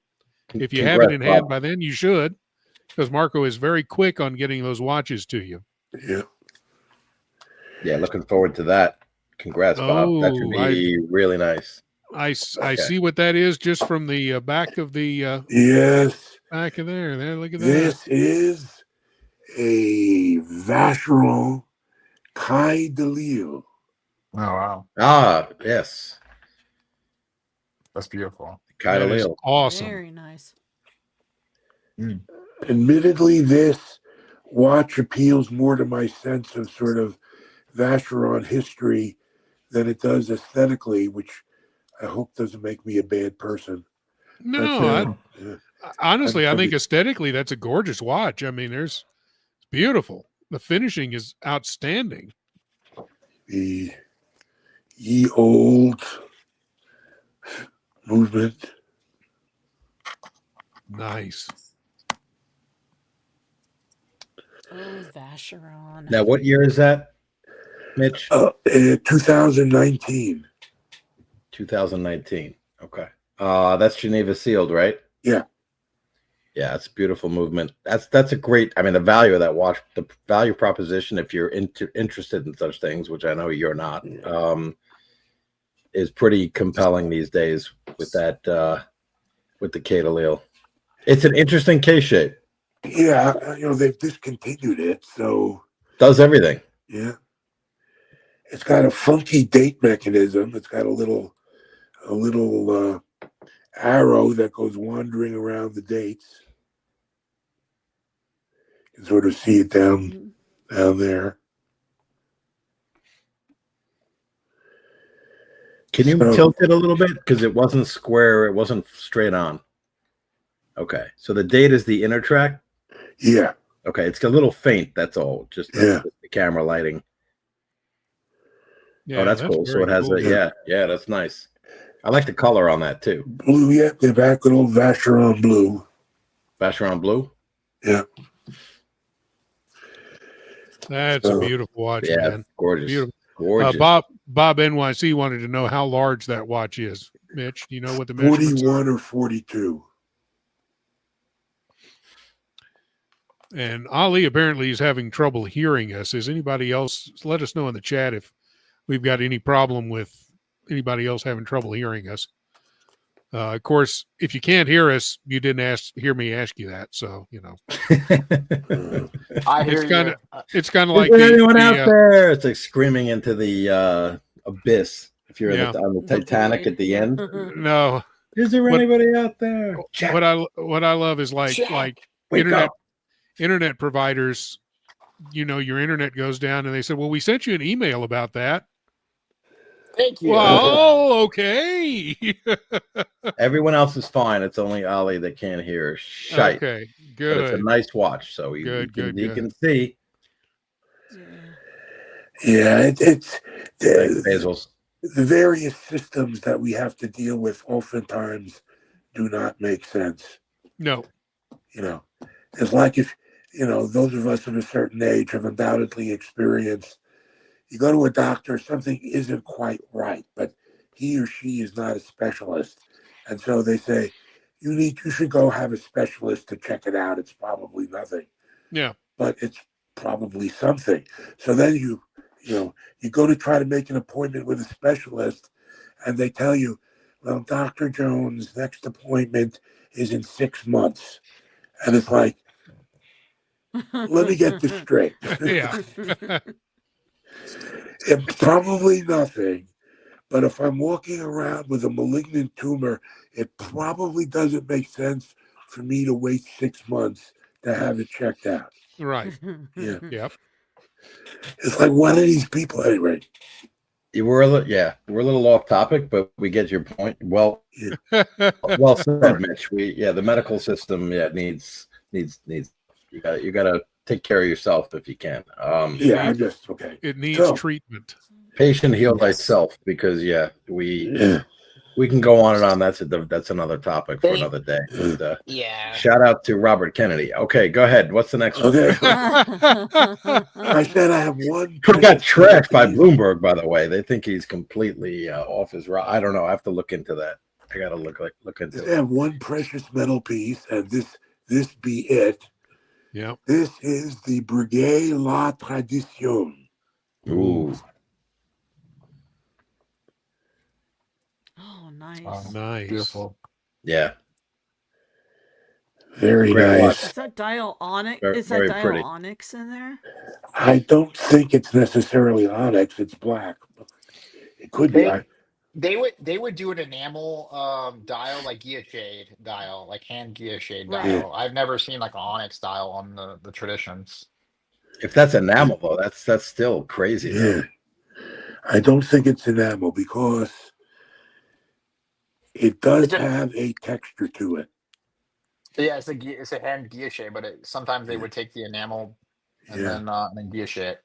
But yeah, it could just not be. And the back is not quite as interesting because the movement is pretty much exposed, but it does have this interesting power reserve indicator on. Also has it on the front, but oh yeah, I see it up there. Yeah. Is that the one with the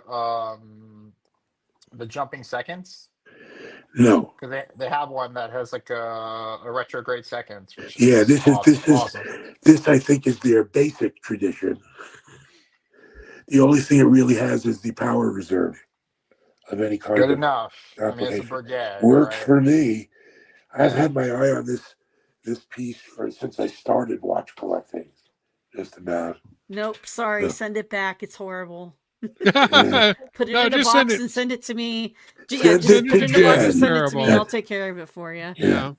You know it's terrible if Jen's trying to scoop it from you, right? Yeah. Uh-huh. So that's really terrible. Sorry. That I'm takes just a care of junkie. the high-end box. Wow. That's gorgeous. I love Yeah. Breguet's work. Absolutely gorgeous. Breguet is definitely an undervalued brand. Yeah. Tab is also. Mhm. Yes, they are. I don't know if we're going to have time tonight, but Nico Leonard came out with his tier list. He did. Yeah. And he had some things to say about Breguet being forgotten. He did. Always interesting, always entertaining, Mhm. Somebody at the always opinionated. Yeah. somebody at the watch boutique, or not the watch boutique, the Boulevard boutique. He was like the regional director, and I was like, oh yeah, I do some YouTube. I we'll do some streams and stuff like that. And he's like, I love watching YouTube, but he's like, I hate that guy Niles or whatever. And I was like, Niles? Like I don't know any watch YouTubers named Niles. And then I was like, are you talking about Nico? He's like, yes, I hate that dude. Like he is like the worst ever. And I was just like, What? was That's like, blasphemy. I was just like, tell me why you think that. Hold on. Yeah, I got to go full screen. Oh, okay. I got you here. Hold on Yep, a second. there you go. I love Nico Leonard. Nico, I love you, man. You know that. I got you. I love you, Nico. Okay, back. And the Watch Hangout loves Nico Leonard. No, of course. Yeah. I just wanted to make that clear. I know you Absolutely. didn't, I just had to get that out there because, I love Nico. I love Nico as Good. well. Like he and There you go. We all love Nico. And I literally had to go into like a rant saying like Nico is a personality. Like he is a watch personality, and I mean, you look at Archie Luxury, right? Like it's just a character, right? Nico's a character. Yes. But when you meet him in the real world, like he's a good dude. Like he's a force. Like he's a force for good. I mean, I don't know. Maybe it's a little hyperbole, but in terms of watch collecting and enthusiasm, right? He does crazy shit, and he does the gumball.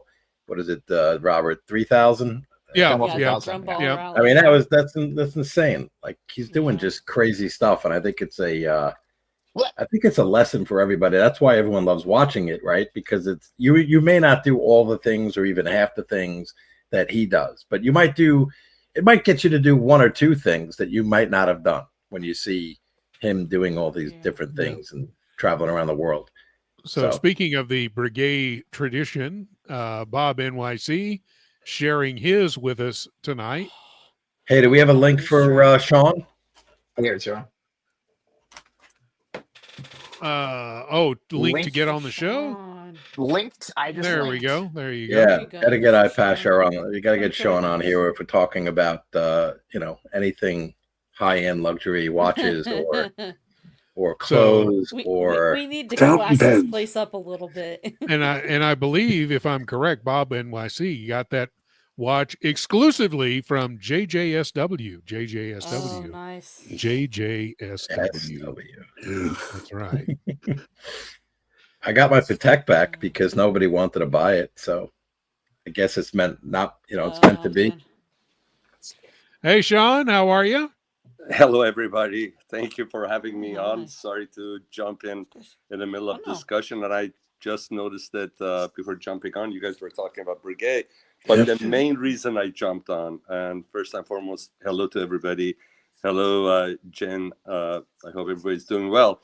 I just started watching the stream, and just minutes ago, I got to the part that you mentioned this Thursday, Robert, is going to be your 62nd birthday.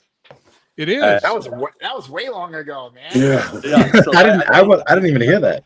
Yeah, I don't know how many. I don't know exactly how long ago it was, but I just started watching. I figured, and then I saw you guys are still live, so I had to jump ahead, get on.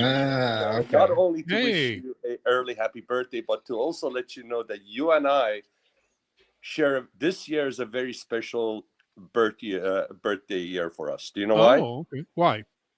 Because this is our birthday. We were both born in 1962, right? And we are both turning 62.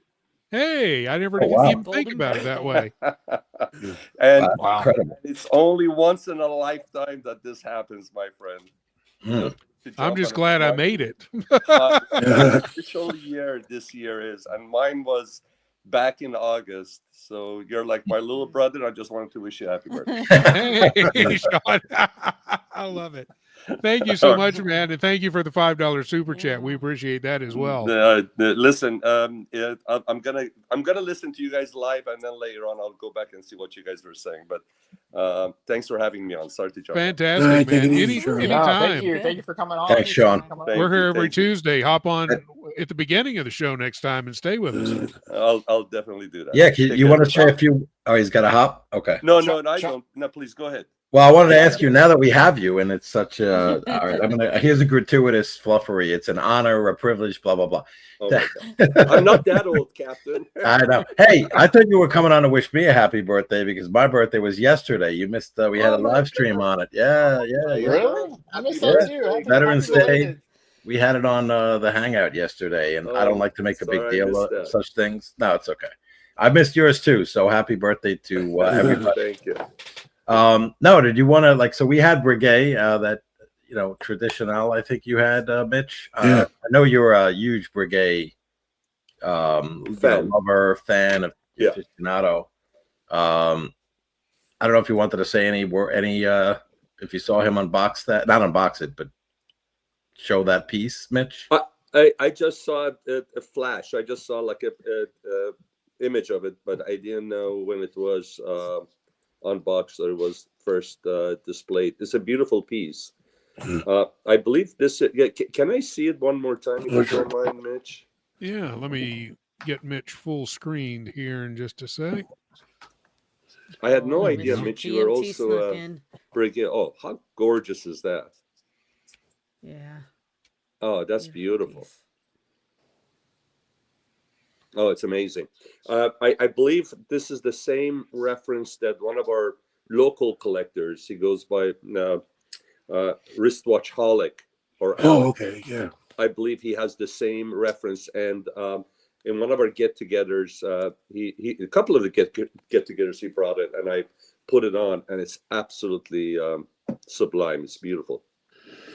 Yeah, Breguet is very underrated. So is Blancpain, and from speaking to a guy who's a much bigger collector than I am, who used to actually work for the Hayeks. Whenever you mention Breguet or Blancpain, he just shakes his head. I just wonder why Swatch Group doesn't do a better job with either one of those brands.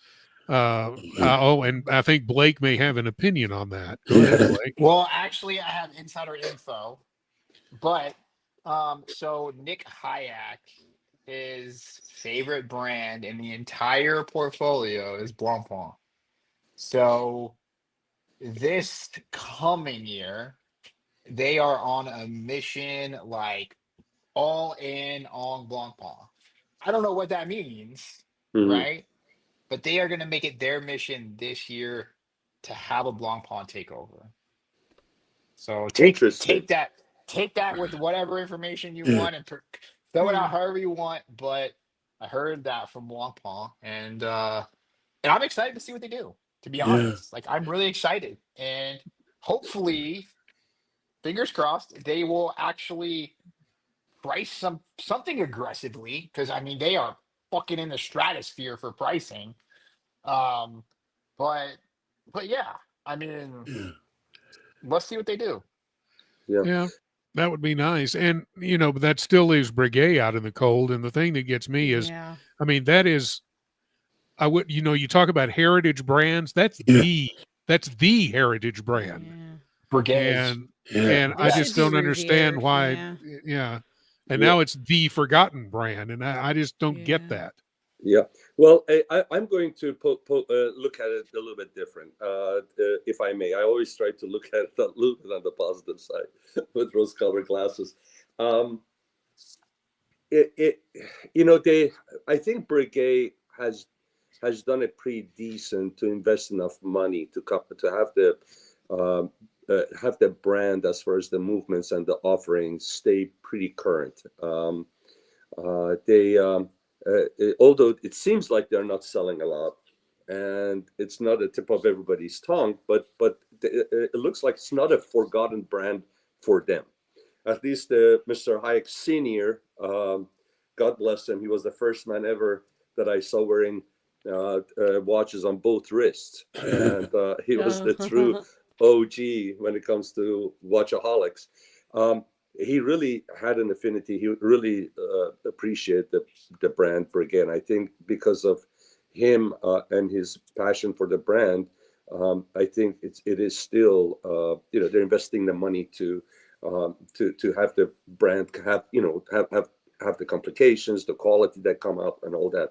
But the way I look at it is this: would I rather have this brand be at the level of Patek Philippe or AP and not be able to get one, or in order to get one, you have to buy 4 or 5 other pieces that you don't like? Or would I want it to be the way it is? I'm going to pose the same question to you another way.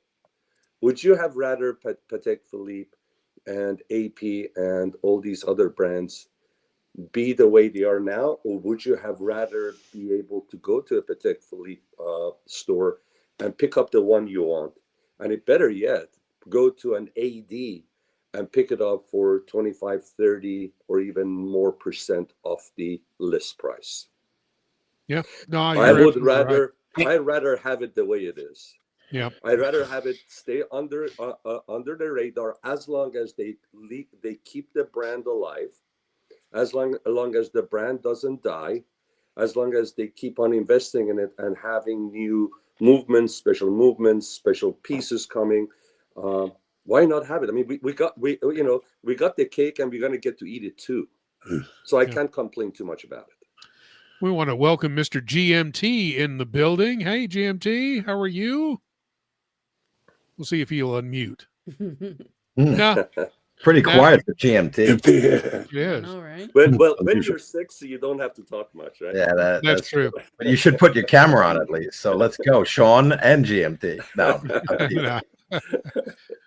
Hey, GMT, are you there? He must be occupied. He's probably muted. working. He's probably working at his shop right now. He'll come back. He'll jump back.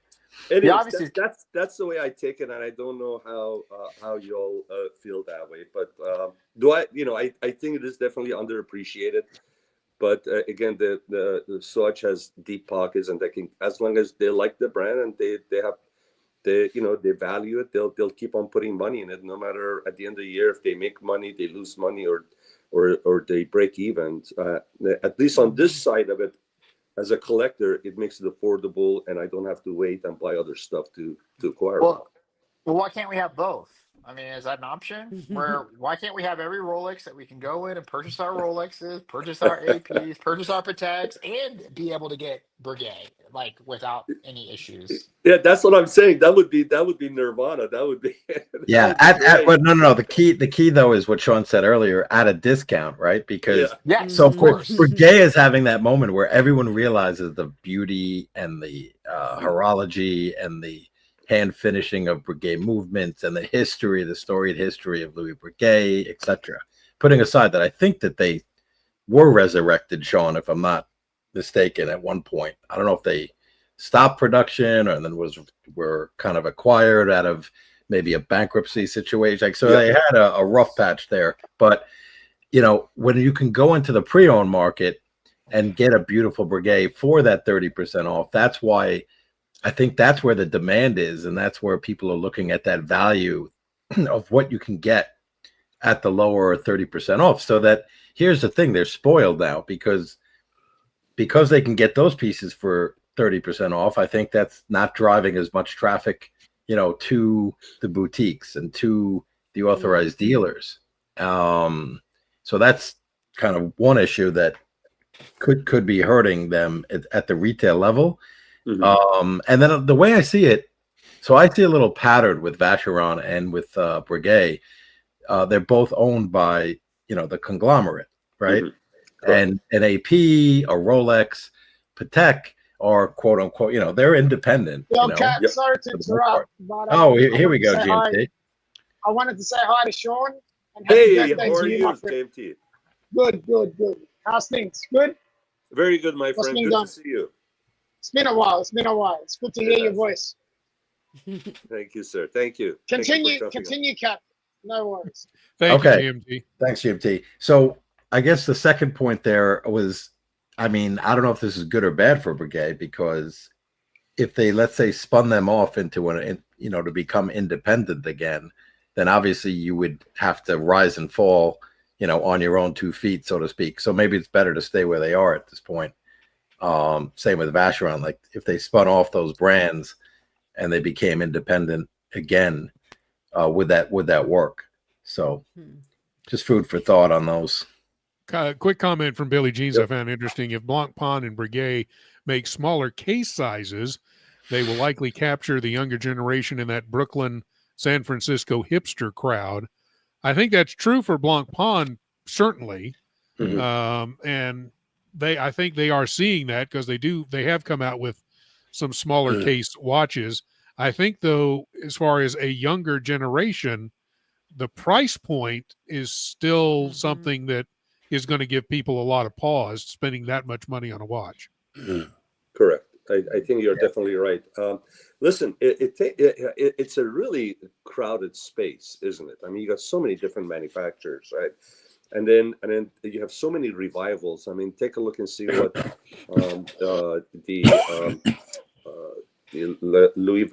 LVMH is doing with Tag Heuer. I mean, they've had hit after hit after hit, and now people slowly they're gaining respect, but still going to take time for them. I mean, they're not done. I mean, they need to come up with other hits and other new designs and so forth till they really get good traction.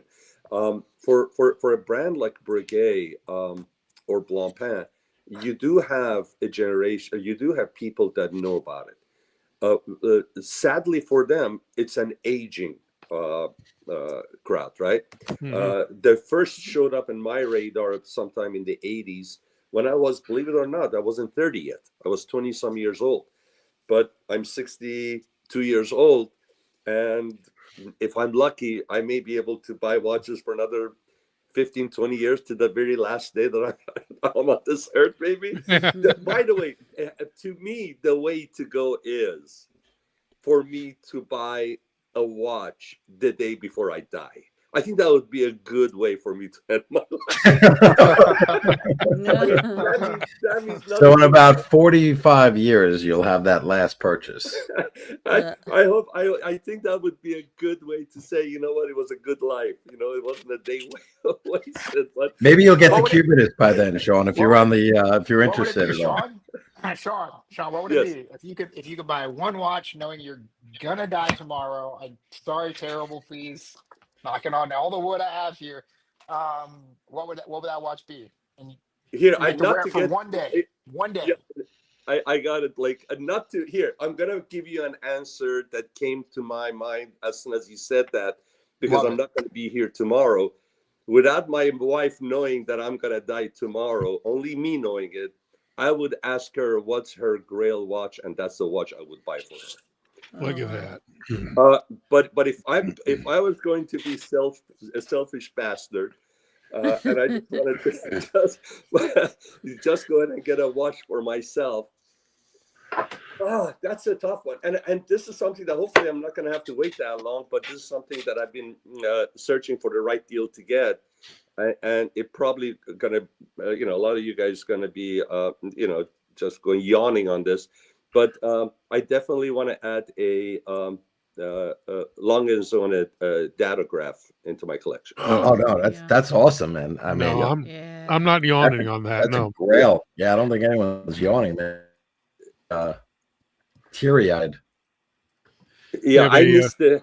They say when the opportunity knocks and you're able to grab it. When preparedness meets opportunity, people call you lucky.